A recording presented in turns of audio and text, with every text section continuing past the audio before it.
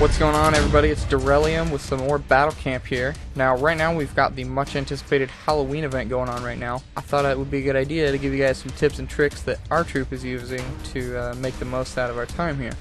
Number one, the obvious one, use as much rock as you can. That's the obvious choice to anybody that plays the game. The boss is wind, rock is its counter, that's great. Can't really stress it enough though. Even if you don't have a complete rock team, find something that'll continue doing damage through the stun that the boss uses.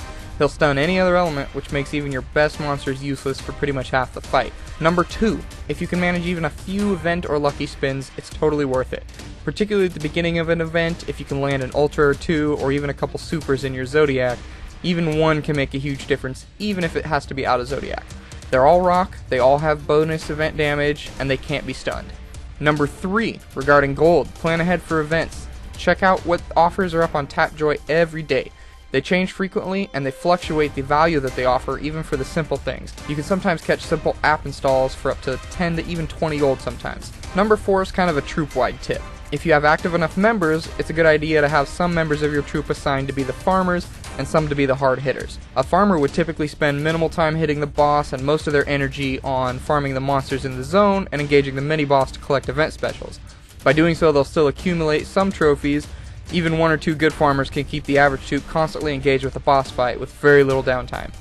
You can rotate whose job it is to farm so that everybody gets equal chance to hit the boss. A second note to that is if your troop engages on extreme, you want to make sure that every single player hits the boss at least once, including farmers, for the chance to get second evolution crystals.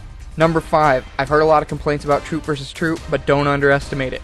Especially during the first few days of an event, the boss cannot be enraged, which means you don't get any bonus trophies from him. The only way to get them is from troop versus troop. Of course, you have to be sure that your troop is actually really participating, because you only get the multiplier if you win the match. Boss hardly hits back at all, so even players with weaker teams who are struggling on the main boss should be able to get a bit more out of the troop versus troop boss. He does still stun any element but rock though, so the same rule from tip 1 applies. Lastly guys, it's a marathon event, not a sprint. If you plan on spending for energy and or spins, keep in mind that halfway through this marathon 10-day event, the boss will gain the ability to be enraged, giving double trophies. And also the event epic will be available in the event spins. So it's often a good idea to save some of your gold for that halfway mark when people will really kick it into high gear. Well, that's it guys, we're about to hit the halfway mark tomorrow. That's when the boss will be enraged and the event epic will become available. So get ready for some serious competition in this event. Have fun and good luck. Please be sure to like the video and subscribe, comment if you have any questions, or comment with your own tips, any advice that you might have for other players, or even just your favorite part of this event. Alright, I'm out. Peace.